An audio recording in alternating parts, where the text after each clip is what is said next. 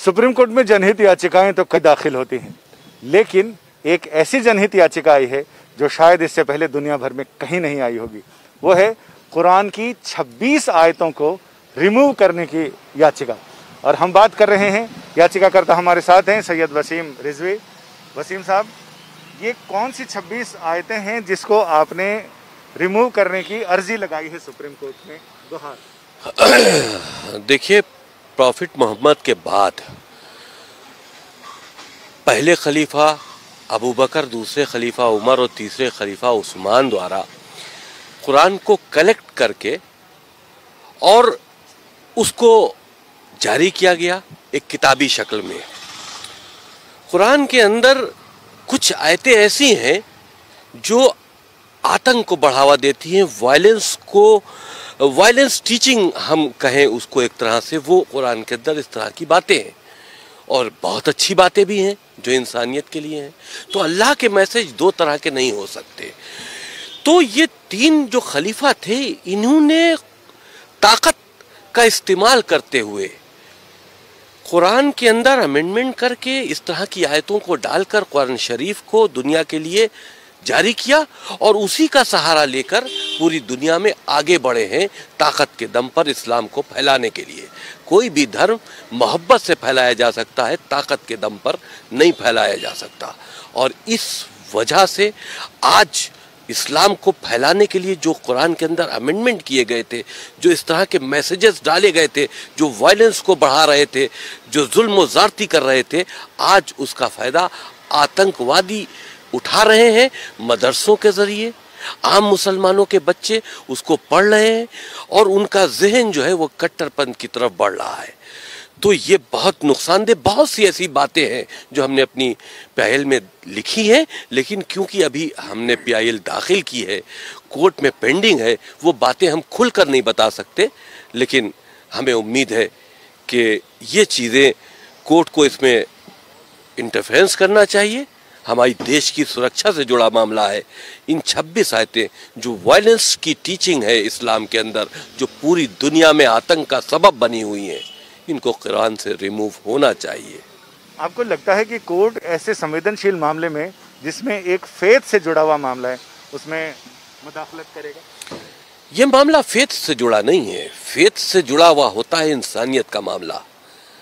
किसी का कत्ल कर देना फेथ से जुड़ा मामला है। आप अगर इसको फेथ से जोड़ लेते हैं तो हमको इजाजत दीजिए कि हम काफिरों का कत्ल कर दें। तो ये फेथ से जुड़ा नहीं है, ये वायलेंस टीचिंग है। ये एक तरह से आतंकी गतिविधियों में मुसलमान बच्चों को लिप्त करने की बात है और उसका सहारा कुरान मजीद से लिया जा रहा है। बहुत सी अच्छी बातें हैं कुरान मजीद में। हम तो कहते हैं कुरान मजीद को हम बैन करने की बात नहीं करते। उसके अंदर जो वायरस खलीफाओं ने डाला है इस्लाम को आगे बढ़ाने के लिए ताकत के दम पर, उसको रिमूव करो, क्योंकि आज उसका गलत फायदा उठाया जा रहा है और मुसलमान बच्चों को आतंकवाद की तरफ लिया जाया जा रहा है। तो आपको लगता है कि जो किसी ज़माने में इस्लाम की ताकत के बल पर इस्लाम को फैलाने की बात की जा रही थी, आज वही इस्लाम को कमज़ोर कर रहा है? जो बुनियादी शिक्षाएं हैं इस्लाम की इंसानियत के भले के लिए, जाहिर सी बात है, जिस वक्त ये कुरान के अंदर अमेंडमेंट करके इस तरह के अल्लाह के नाम से मैसेजेस डाले गए जो हमने चैलेंज किए हैं, उस वक्त तो उनका मकसद यही होगा कि हम इसको अपनी ताकत से जोड़े। अल्लाह के मैसेज के नाम पर जिहाद क्या है? ये उस वक्त जिहाद था कि इस्लाम को फैलाना था। आज वो जिहाद का गलत इस्तेमाल हो रहा है, आतंकवादी जिहाद का इस्तेमाल कर रहे हैं। तो उस वक्त तो इस्लाम का दायरा बढ़ाने के लिए ये काम किया गया था, लेकिन आज इस्लाम उसी से बदनाम हो रहा है। हमारे साथ सुधाकर द्विवेदी जी हैं, जिन्होंने ये सारी पिटीशन ड्राफ्ट भी की है और इसके बारे में इनके तकनीकी पहलुओं पे बात करते हैं कि इसमें आपने इसको संवैधानिक की जो मूल भावना है, जिसमें देश के खिलाफ हमला या देश पर हमला, देश की संप्रभुता, एकता और अखंडता पर, उसके साथ आपने देखिए, जो हमारा संविधान है वो प्रत्येक नागरिक को जो है प्रोटेक्शन देता है। तो उसी प्रोटेक्शन में जो है कोई भी ऐसी टीचिंग नहीं हो सकती जिससे कि आतंकवाद की पढ़ाई हो, जिससे कि आतंकवाद को एजुकेट किया जाए। तो ऐसे किसी भी धर्म में, ऐसा नहीं कि केवल मुस्लिम धर्म में, किसी भी धर्म में इस तरीके की कोई भी टीचिंग हो तो उसको चैलेंज किया जा सकता है। और हमारा संविधान इस चीज़ का अधिकार देता है कि अगर देश के खिलाफ कोई प्रॉक्सी वॉर के लिए कोई टीचिंग हो रही हो चाहे वो स्कूल एजुकेशन हो या किसी भी तरीके की एजुकेशन में हो, तो उसको रिमूव करने का हमारा राइट है।